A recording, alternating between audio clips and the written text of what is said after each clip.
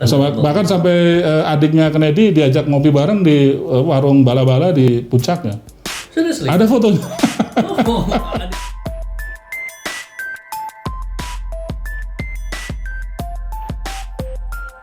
halo, selamat datang di podcast Pisan. Ngopi santai bersama saya, Rudi Wirata Kusuma.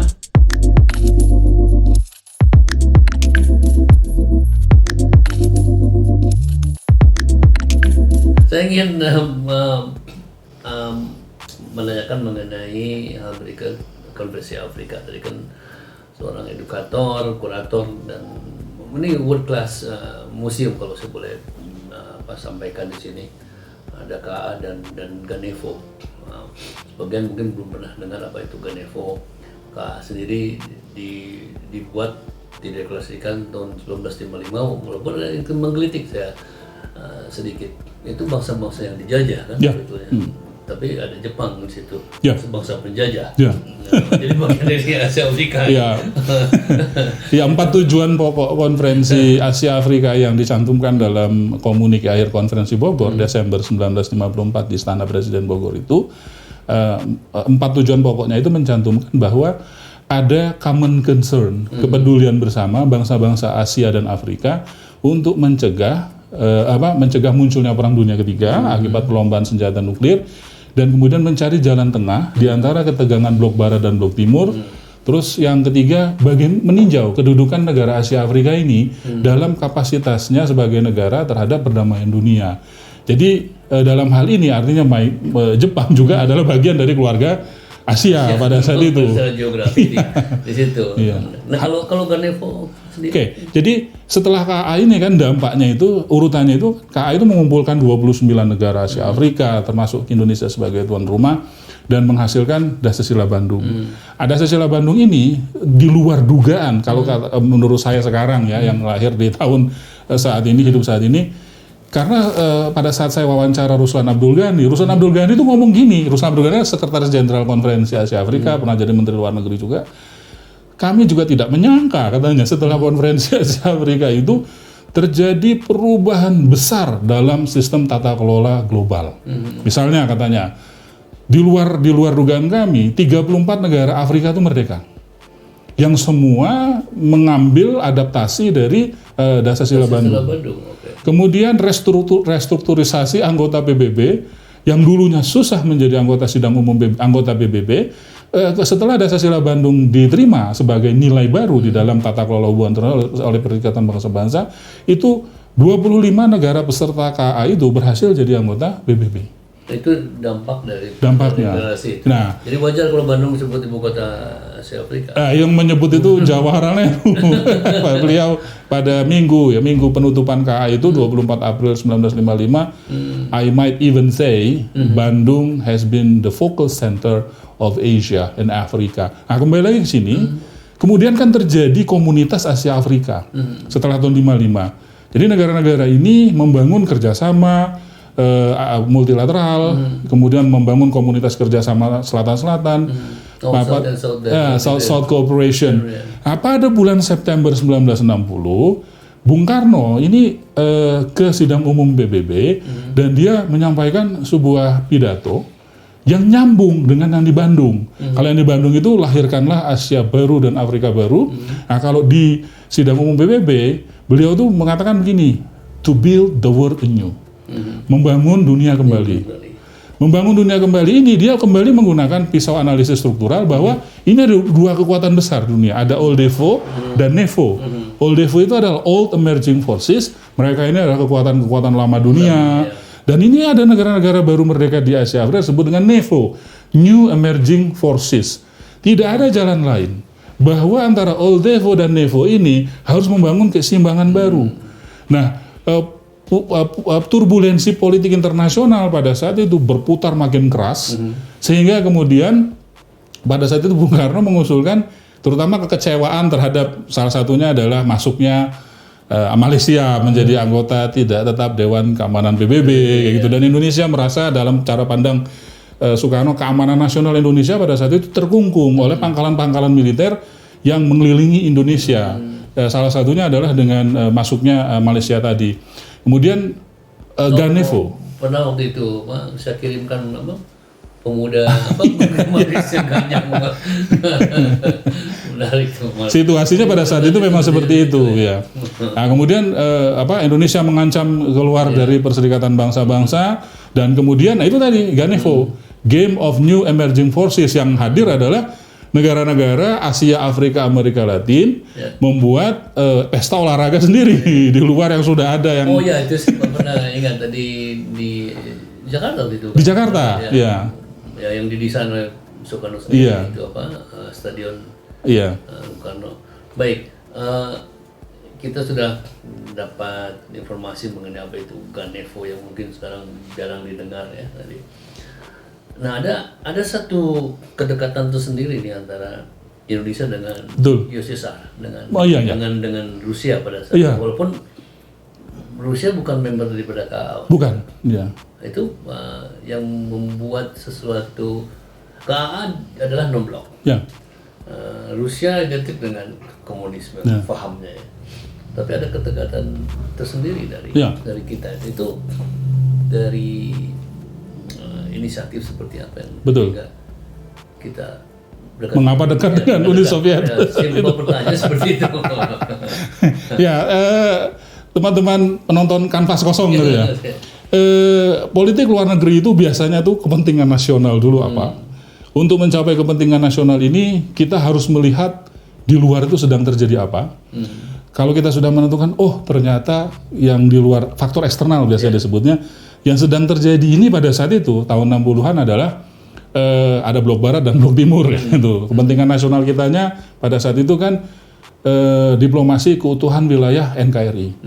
Yaitu salah satunya isu Irian Barat gitu kan. Jadi tahapan di politik luar negeri Indonesia di masa Bung Karno ini, yang pertama itu adalah diplomasi mencari pengakuan internasional antara 45 sampai 49. Kemudian yang kedua itu diplomasi kedaulatan Indonesia melalui KMB. Terus yang ketiga itu diplomasi anti imperialisme melalui konferensi Asia Afrika. Dan kemudian yang ketiga itu adalah diplomasi kedaulatan wilayah NKRI. Kan itu yang tidak selesai dalam konferensi meja bundar gitu, bahwa janjinya nanti pemerintah kerajaan Belanda akan secara bertahap gitu mengintegrasikan kembali wilayah Irian Barat pada saat itu masuk ke wilayah Republik Indonesia. Tapi kemudian di tengah jalan dibaca bahwa niat baik ini sepertinya tidak diwujudkan dengan tulus pada saat itu. Diingkari. Nah, itu kepentingan nasionalnya, dan pada saat itu yang kedua itu faktor internalnya adalah kepentingan nasional kita. Yang faktor eksternalnya adalah untuk mencapai kepentingan nasional ini kita harus memperhatikan faktor eksternal. Sistem internasional yang sedang berlaku ini apa gitu. Karena salah satu aktor yang terlibat di dalam upaya Indonesia mewujudkan kepentingan nasional ini adalah bagian dari blok barat. Belanda pada saat itu. Nah, yang ketiga diplomasinya, caranya bagaimana kita mengambil apa yang harus kita tempuh. Maka kalau kita main kartu as gitu ya, kartu asnya itu ada di Uni Soviet. Pada saat itu. Karena yang sedang kita hadapi Belanda, dan Belanda itu adalah bagian dari blok barat, dan pada tahun 1960-an Belanda, Amerika Serikat dan Uni Soviet itu dalam dua kasus besar. Yang pertama adalah insiden Teluk Babi, ketika Fidel Castro akan digulingkan. Terus yang kedua itu adalah krisis rudal Kuba. Ya, Uni Soviet ngirim 25 rudal masuk ke Kuba, dan itu mencapai jarak tembak ke 25 kota di Amerika. Nah, kan kita main kartu as. Kita datengin aja musuhnya Amerika siapa kan? Musuhnya Amerika Serikat adalah Uni Soviet. Dari strategi politik itu sangat. Nah, ini bagaimana?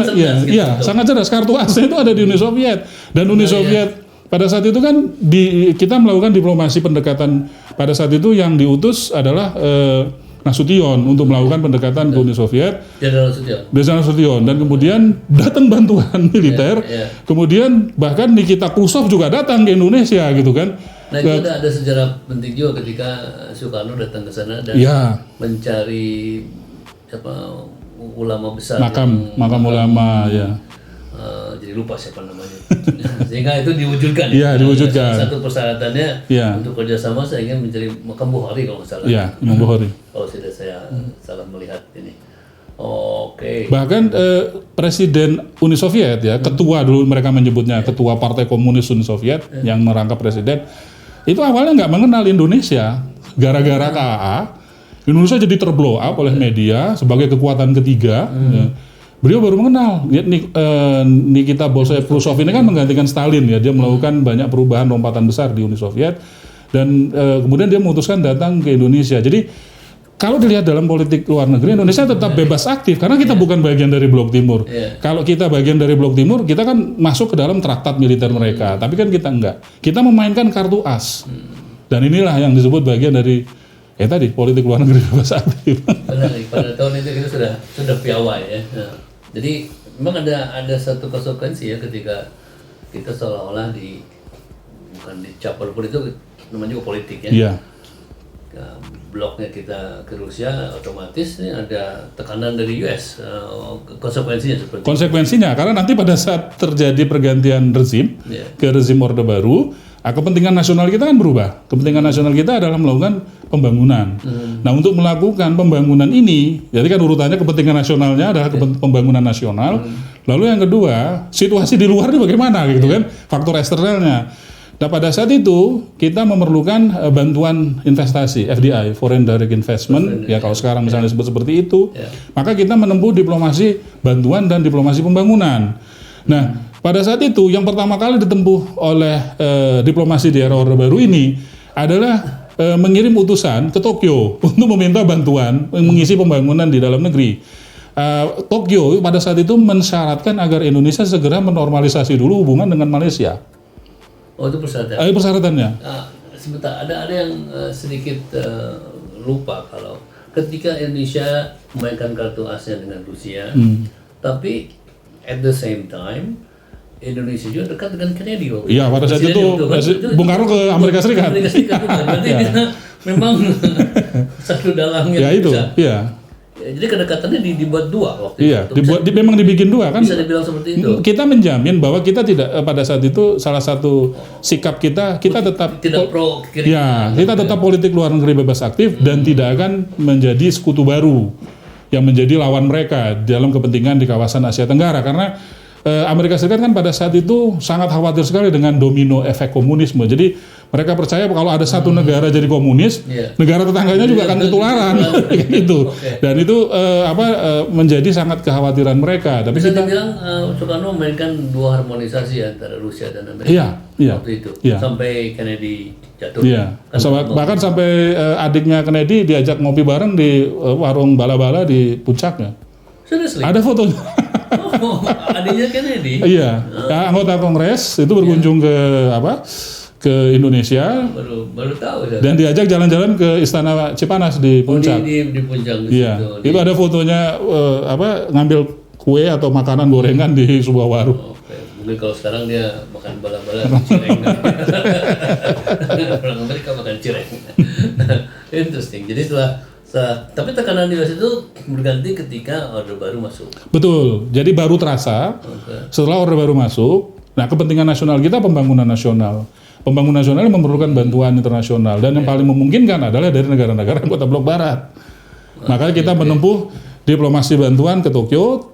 Tokyo mensyaratkan kita menormalisasi hubungan dulu dengan Malaysia. Akhirnya kita normalisasi. Kemudian yang kedua, alasannya? Karena untuk mendapatkan bantuan dari Tokyo. Itu Malaysia, bagian satu blok kan mereka. Ya, Jepang kan bagian dari Blok Barat. I see, Ya karena Malaysia Commonwealth ya, Kemudian yang kedua kita mengirim utusan ke Paris, yang kemudian nanti melahirkan Paris Club. Kemudian yang ketiga itu ke Amsterdam. Nah, ini yang kemudian nanti mereka membentuk komunitas Paris Club terutama dengan 5 negara pemenang dengan para negara-negara sponsor besar donor menyebut IGGI ya. Pak Rudi masih ingat sama itu. Ya itu namanya tadi orang Belanda yang sering datang di sini itu. Ada yang dulu Perdana Menteri JP Prong. JP Prong mengkritik isu Timur Timur. Pak Harto marah. Akhirnya dibubarkan. Saya berdaulat. Kenapa kritik-kritik saya katanya gitu. Itu kita patut akui berani Pak Harto memutuskan ya. Memutuskan dari Prong. Nah sekarang terbentuknya ASEAN ya. Itu penguat. Jadi embrio dari Asia Afrika, tapi ASEAN sendiri harus membuat satu blok baru seolah-olah.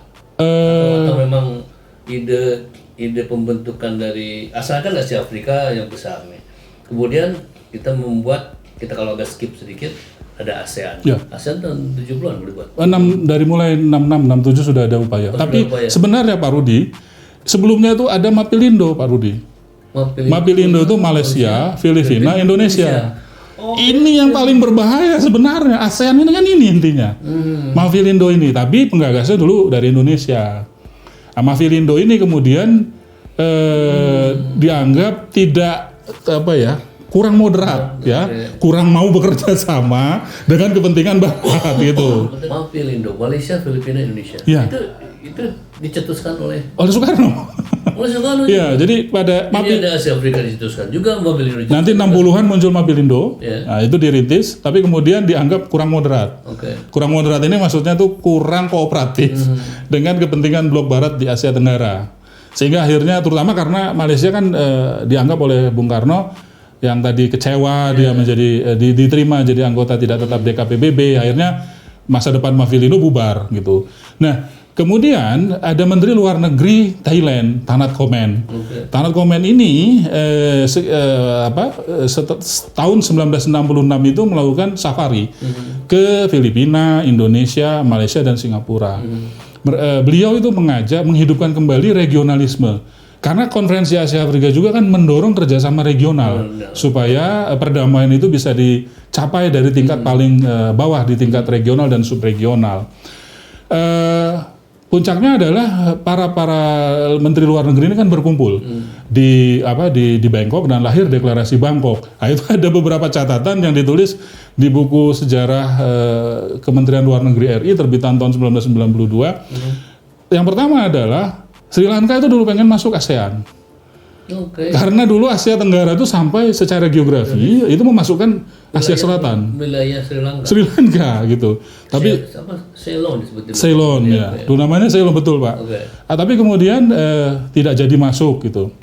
Kemudian yang kedua adalah kalau dilihat bahwa nama aslinya itu dulunya bukan ASEAN. Tapi Southeast Asia Regional Cooperation (SEARC) gitu. Nah, kemudian wartawan nanya ke Adam Malik, dulu kan wakil Indonesia Adam Malik. Mr. Adam Malik, kenapa namanya kayak hiu katanya? Sirip hiu yang mahal. Adam Maliknya jangan bercanda sama saya. Gitu, ini masa depan. Dia bilang ini masa depan perdamaian di kawasan katanya. Nanti yang ketiga masalah perdamaian. Terus ada lagi wartawan yang nanya, Mr. Adam Malik itu namanya kayaknya sudah ada dulu digunakan oleh Kementerian Pertahanan Amerika Serikat untuk mengidentifikasi program keamanan di Asia Tenggara. Ada Malik, nanyanya jangan di sini, di belakang aja kayak gitu. Jadi memang pada saat itu tuh ASEAN ini gitu ya, pada saat awal itu banyak tarik menarik kepentingan. Tapi yang sekarang yang ketiga adalah gagasan ASEAN ini adalah gagasan perdamaian di kawasan Asia Tenggara. Pada saat itu kan ancamannya adalah tadi efek komunisme, efek domino. Jadi kalau Vietnam Utara udah jatuh komunis, itu jangan-jangan Vietnam Selatan gitu kan, ke Laos, ke Kamboja ada domino efek. Nah, untuk mencegah itu perlu membangun regionalisme di kawasan Asia Tenggara yang tadi adalah ASEAN. ASEAN ini memang sangat lekat dengan peran Indonesia, terutama kepemimpinan Indonesia di tingkat regional. Pak Rudi bisa bayangkan, kalau misal dulu kan awalnya 5. Kalau misalnya sekarang jadi 10 gitu, 5 lagi nambah. Kalau misalnya Indonesia anggaplah tidak ada di ASEAN, apakah ASEAN masih bernama ASEAN? Karena secara geografi ternyata primus inter pares ya. Secara geografi kehadiran paling utama itu adalah Indonesia di kawasan Asia Tenggara. Kemudian yang berikutnya adalah yang menarik dari Asia Tenggara ini periode pertama antara tahun 67 sampai tahun 76. 5 negara ini kan lagi mencari titik temu secara institusionalisasi. Akhirnya kan mereka mengikuti masukan Indonesia untuk melakukan pertemuan di Bali Concord 1 gitu. Akhirnya punya sekretariatnya kan di Jakarta. Nah, itu semua kan adalah peran besar Indonesia terhadap institusionalisasi ASEAN. Nah, sampai sekarang kalau kita lihat dalam konsentris politik luar negeri Indonesia, Indonesia itu meletakkan ASEAN dalam konsentris pertama. Kepemimpinan di tingkat regional, baru nanti ada konsentris kedua, ketiga, keempat, kelima. Dan itu rekan-rekan pemirsa podcast Ngopi Santai di sini bahwa ASEAN menjadi juga magnet buat negara lain karena ada ASEAN plus Jepang misalnya, ASEAN plus US, ASEAN Mitra Wicara gitu ya. Jadi Dan memang itu sentral ya dan ASEAN terbukti bukan cuma di masa Perang Dingin, Pak Rudi. Setelah Perang Dingin kan ini kita tahu perkembangan makin menyeret kehadiran kekuatan baru di Asia Pasifik namanya Republik Rakyat China dan kemudian Amerika Serikat, konteksnya dalam persaingan perdagangan, isu Laut China Selatan. ASEAN kan memainkan peran dalam hal ini, yaitu dengan dikeluarkannya semacam mindset baru dalam melihat konteks ini, yaitu dengan poros disebut dengan Indo-Pasifik. Ini Indo-Pacific Outlook yang dikeluarkan oleh ASEAN ini adalah bagaimana peran ASEAN yang berprinsip pada kawasan bebas dari nuklir yang disebut dengan saya lupa dulu. Ya, ini zona free bebas nuklir, persahabatan gitu. Ya, okay. Ya. Baik, ini menarik dari diskusi waktu ke waktu. Sebelum hal yang kita ingin bahas pada poin terakhir, Indonesia menjadi anggota di PBB dan sekarang menjadi anggota tidak tetap. Anggota tidak tetap ya. Dewan Keamanan PBB. Council tidak tetap. Ya, Security Council tidak tetap. Nah, itu hasil daripada satu perjuangan, apakah bisa dilandasi dengan spirit kalau kita balik Dasar Bandung ada ASEAN, terus sekarang di PBB bisa diterima karena memang peran Indonesia di PBB cukup sentral kan? Sentral. Sangat. Ya, Bu Menlu, Bu Retno dalam pernyataannya menyebutkan bahwa salah satu pertimbangan Indonesia dilolos menjadi anggota tidak tetap Dewan Keamanan PBB adalah kontribusinya yang nyata terhadap upaya mewujudkan perdamaian dunia. Salah satunya yang paling pertama disebut adalah melalui konferensi Asia Afrika. Oke. Jadi kembali lagi bahwa itu puncaknya politik luar negeri Indonesia di situ ya. Baik. Yang kemudian kita memang terbukti dalam pasukan perdamaian dunia dari kontingen Garuda 1 ya itu wujud kontribusi kan ikut serta melaksanakan ketertiban dunia berdasarkan kemerdekaan, perdamaian abadi dan keadilan sosial. Baik.